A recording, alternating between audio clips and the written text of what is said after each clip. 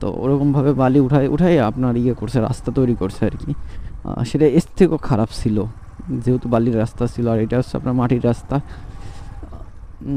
তো তারপর ওইখান দিয়ে আস্তে আস্তে করে আমি ইয়া করছিলাম, গেছিলাম। কিন্তু অ্যাপাচি গাড়ি নিয়ে আসলে খুব বেশি প্যারা খাওয়া লাগছে বালির মধ্যে।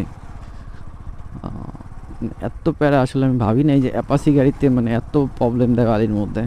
আপনার এমনি আবার যে রাস্তাগুলো আছে ওই রাস্তাগুলো আবার গাড়ি চালানো যায় আর কি। ওই অ্যাপাচি গাড়ির আপনার জন্মসূত্রেই একটাই সমস্যা, সেটা হচ্ছে কি যে আপনার যদি আপনি 60-70-এর উপরে উঠান সেক্ষেত্রে দেখা যাচ্ছে সামনের দ্বার উঁচু হয়ে যাবে। তো কথা বলতে বলতে মেবি আমি চলে আইছি, হাই রোডে চলে আইছি। তো এটা হচ্ছে যে আপনার হাই রোড, যেটার জন্য এতক্ষণ এত প্যারা খাইছি। তো প্যারা খাওয়া শেষ, এখন পাওটা পুরো ভরে গেছে বালিতে। সিটে প্রচণ্ড পরিমাণে আসলে বালি আর মাটি মিক্স হয়ে ওইখান দিয়ে মনে হয় বড় গাড়ি গেছে, যার কারণে ওরকমটা হয়েছে আর কি। বালি মাটি মিক্স হয়ে তারপর আসলে প্রচণ্ড পরিমাণে সিটে গাড়িটা আসলে যাচ্ছিল, আমি খেয়াল করি নাই। যাই হোক, দোষটা আমারই ছিল মেবি। কথা বলতে বলতে আসলে আমি খেয়ালই করি নাই যে আমার পিছনে একটা গাড়ি ছিল। তো যখন হরেন দিছে তখনই আমি আসলে আমার সাইড দিছি, এর আগে সাইডই দিই নাই, এটা করছি আর কি।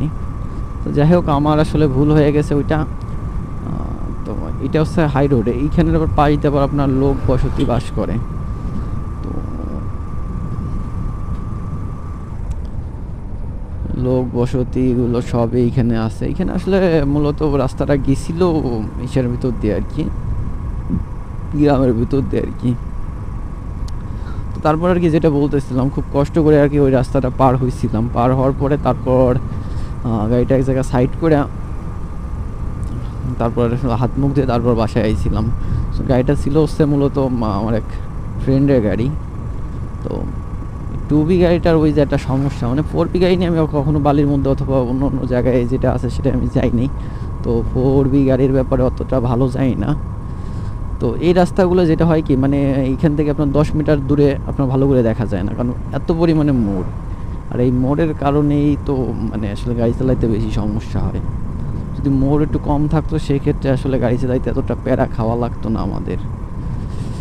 তো এই জন্য আসলে মোড় যদি হাই রোডে থাকে, মানে বাইরের দেশে যে রাস্তাগুলো আছে ওগুলো বলে আমি এই দেখছেন মোড়ের কাছ থেকে বলতে বলতে আপনার পরিবহন এটা চলে আসছে। যদি আপনি হুট করে দেখেন সামনে, আপনার তো এমনিতেই ভয়তে কাজ ছাড়া হয়ে যাবে। তো আপনি গাড়ি চালাবেন কীভাবে? আর আপনার গাড়ি যদি আপনার 60-70-80-র উপরে থাকতো, আপনি জানেনই না সামনে গাড়ি আসতেছে কি না, হুট করে একটা বড় আকারে দুর্ঘটনা ঘটে যাওয়ার সম্ভাবনা আর কি থাকে। তো এই হচ্ছে আপনার রেল লাইন। এইখানে হয় কি, দেখেন গাড়ি ঘোড়া নিয়ে সবাই ঘুরতে আইছে। তো এইখানে প্রচণ্ড পরিমাণে মানুষ ঘুরতে আসে। তো আমিও যে দেখছি যে ভিডিওগুলো বলছি যে এটা অমুক জায়গার রেল লাইন, এটা তমুক জায়গার রেল লাইন, তখন দেখা যাচ্ছে আমার ওই ভিডিওগুলোতেও ভিউজ খুব বেশি মাত্রায় আইছে, মানে তুলনামূলক বেশি আইছে। মানে আমি বলবো না যে 5,000-6,000 আইছে, ওরকম না। দেখা যাচ্ছে 1,800-900 এরকম পরিমাণে আপনার ভিউজ আইছে। আর যেগুলো এমনি নর্মাল ভিডিও ওগুলো তো আপনার কম আসে, ভিউজ আরও কম আসে। তো রেল লাইনের পর মানুষের একটা আলাদা একটা চাহিদা আর কি থাকে আর কি। তো এগুলো একটা ব্যাপার হচ্ছে। সামনে সূর্য, মানে ভিডিও কোয়ালিটি কেমন আসতেছে আসলে আমি বলতে পারবো না, কারণ সূর্যের কারণে আসলে ভিডিও কোয়ালিটিটা অত ভালো আসবে না আমি জানি।